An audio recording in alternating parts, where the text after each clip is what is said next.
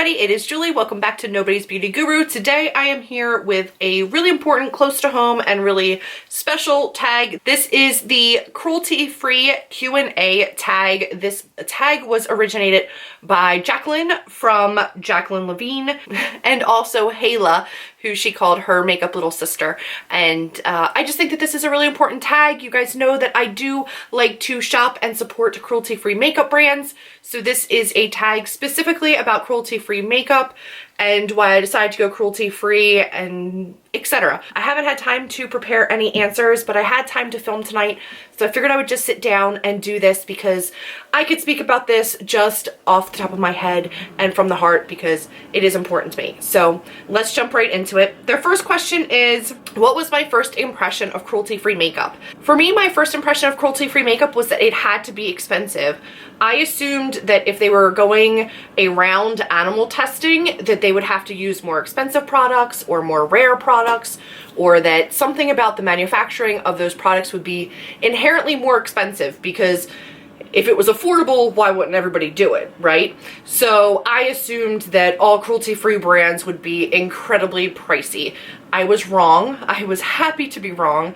And the polar opposite of that is knowing that brands like Eyes Lip Face or e.l.f. or Wet n Wild were cruelty-free, and assuming that ones that were affordable were also poor quality, which I think we know is not true. There's plenty of amazing, really great Wet n Wild, NYX, e.l.f., Milani products at the drugstore that you can still get that are accessible and affordable. But my misconception was that they were all incredibly expensive, and I'm glad it was a misconception. What is my opinion on parent companies? I have talked about this in other videos, and right now it's something that I'm still really struggling with. The majority of larger mainstream makeup brands, such as IT Cosmetics, Too Faced, even Kat Von D, Becca, NYX, have been bought out by parent companies that do test on animals. So what you end up having is smaller companies that, in order to grow and market and reach bigger audiences or just make money, sell to larger companies. So you might have a company like L'Oreal, and then under L'Oreal is IT Cosmetics and NYX, and just for example, I don't know everybody's parent companies. So NYX and IT Cosmetics still do not test on animals. They are, as a brand, cruelty-free. However, when you purchase from those companies, money still does go to L'Oreal or whatever the main parent company is. So money is still funneling to a company that does test on animals. Aside from going to straight indie brands that have complete control over their products and what goes into them, there's not a lot of ways to buy mainstream market makeup that I can talk to you guys about that you understand. There are a couple stances on this. One is that parent companies will then see the majority of their money going to cruelty-free companies, and then they'll want to inherently become more cruelty-free centered. Yes, they will see that the majority of their money is being made by cruelty-free companies. However, will that really motivate the larger money makers to go cruelty-free? Probably not. However, I can rest assured knowing that the products that I am using have not been tested on animals. That makes me feel a little bit better. It's sad though that recently a lot of the brands that were independently owned and cruelty-free have sold out to larger companies. When I can, and since I don't need to buy makeup for a very, very long time, I can kind of sit on it and educate myself a little bit more on it. But in general, I think that $1 spent on NYX or Too Faced is still $1 better spent than on L'Oreal or Maybeline or somebody that doesn't even attempt to not test on animals. I don't think that there's a right or wrong there. It's just what you feel comfortable with. Right now, as long as the company that I'm directly purchasing from does not test on animals, I'm happy. But whenever possible, I like to avoid parent companies that test. Third question is, what was my turning point in going cruelty-free? I went cruelty-free before I even had a beauty channel. I went cruelty-free about 4 years ago now. I was not a very big makeup user in my teens, even early 20s. So it wasn't really until about 5 years ago that I even got into makeup.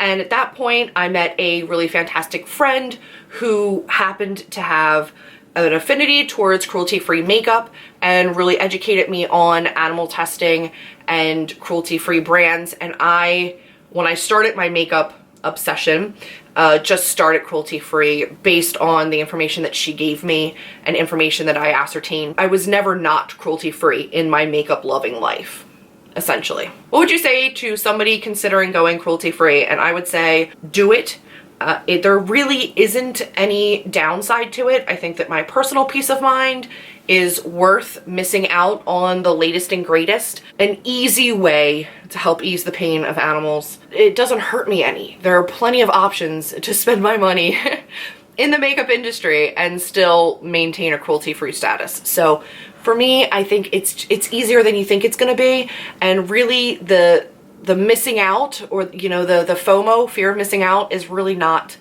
that intense, I promise. What are my best cruelty-free dupes?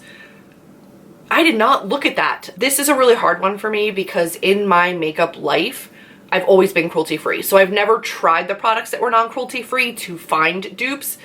So I might not be your best resource for that. Yeah, I'm not your best resource for that. I'm sorry. What items have I not found a cruelty-free dupe for yet? And again, I really never shopped non-cruelty free, so there's nothing that I'm really missing out on here. I think the only company that really kind of gets to me is Benefit. I tried a sample that I got in a subscription service of their Roller Lash and fell in flippin' love. Fell in love with Roller Lash, and I've yet to find one that I like as much as that. So that might be my lack of a dupe. And it drives me crazy because my sister uses it and it looks so good, and I know immediately when she's wearing it, and I can't buy it. Maybe that. If you have any good dupes for Roller Lash, let me know down below. What is my favorite cruelty-free brand, both drugstore and high-end? This one is hard for me. It used to be NYX. NYX is now owned by a parent company. I really try not to purchase from NYX right now. I'm gonna have to say Wet n Wild.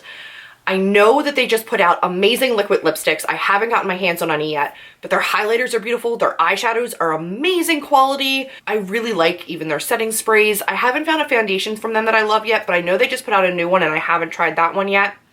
But in general, they have lash primers, eyeshadow bases. There's really nothing that you can't get there. They even have really great brushes out now. It's not a huge line, but there is some. As far as high end, it used to be a toss-up between Becca and It Cosmetics. Both of them have now sold out to parent companies that test on animals. So I'm really torn. I also really liked Kat Von D. Kat Von D, I believe, is also now owned by a parent company that tests on animals. So I'm kind of limited here.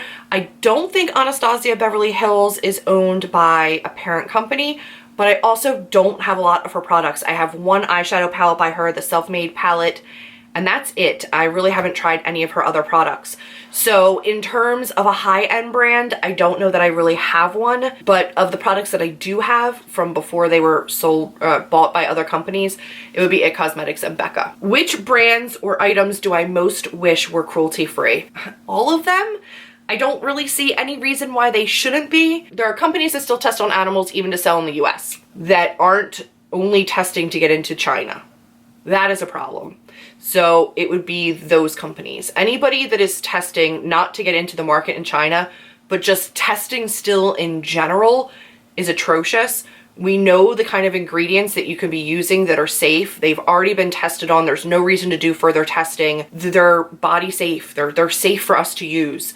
And there's just no reason to continue that kind of testing. So anybody that is still testing to sell in the US, that is what I wish would stop. Any advice that I have for the temptation to buy non-cruelty free items? What I would say for those temptations is look at your collection. Is there anything in your collection that is dupable to that product? If so, you don't need it. After that, say there's nothing in your collection that dupes that. Take a look around on Pinterest, on the internet, with other cruelty-free beauty YouTubers, or just on the internet in general, and look for cruelty-free dupes. Can you get a cruelty-free dupe of that product? Chances are you probably can. And if you can't, there's nothing in your collection and there's nothing out there on the internet for dupes, really sit down and ask yourself how important it is that you have that. Do you want it because everybody else wants it and has it, or do you want it because it is truly something that is going to make you happy? Will that makeup item still make you happy if you know that you are staunchly cruelty-free and this item is going on your body and it hurt an animal? At the end of the day, the answer is always no for me. I can either dupe it in my collection with something else that's cruelty-free, or I know that at the end of the day, putting it on my body, knowing that it harmed an animal, is not going to make me happy, and makeup should make you happy. So that's my advice. What do I do with non-cruelty free beauty items? Do I declutter them, or do I put them into project pans and try to use them up? Again, I really kind of came into makeup already cruelty free, so I don't have very many of those items. If I do, they're from subscription services or they're from gifts. In those situations, I will try to use them up if it's a product that I think that I can really use in my collection. If it isn't, I will declutter and gift that to somebody else. Do I think that animal testing will end one day? I certainly hope so. Most of Europe, I think actually all of Europe at this point, is cruelty free. They don't require testing, and the majority of their brands are cruelty free. I think that the majority of US brands are really on board, and it really is the testing to get into China that has caused a lot of the issues. I think that if you didn't have to test to get into China, there really wouldn't be very much use for anybody to be testing anymore. Again, we know the base ingredients of these products, and the need to test is just really not there anymore. So I hope so. I really do think that there is a hope and a future for that. At least that's my belief. I hope that's where we get, and I hope that where we continue to put our dollar and where we continue to vote on those things start to add up and start to matter. And I hope that the more that it's talked about on YouTube, the more that it's talked about in the beauty community, and the more we make our desire for cruelty-free products known, the more it's heard by different brands. And that is the entirety of this cruelty-free makeup tag. If you have any questions about my favorite cruelty-free products in a different category, specific category, let me know. My makeup collection video will be linked up above. Again, cruelty-free, so you can pretty much look at any of those and you'll know right off the bat that they should be cruelty-free. If you have a question about anything, let me know, and I'm here and happy to help you. So if you're considering going cruelty-free and you've got questions and concerns or you just want to ask something, please know that you can private message me, you can email me, you can comment down below. I would love to talk to you guys about it. I hope that you guys enjoyed this tag. I hope you enjoyed learning a little bit more about why I went cruelty-free, how I went cruelty-free, etc. If you liked this video, please do give me a big thumbs up, share this video, do this tag, spread the word. The more our voices are heard, the more those companies hear. So thank you so much for spending some time watching this video. I will see all of you in the next one.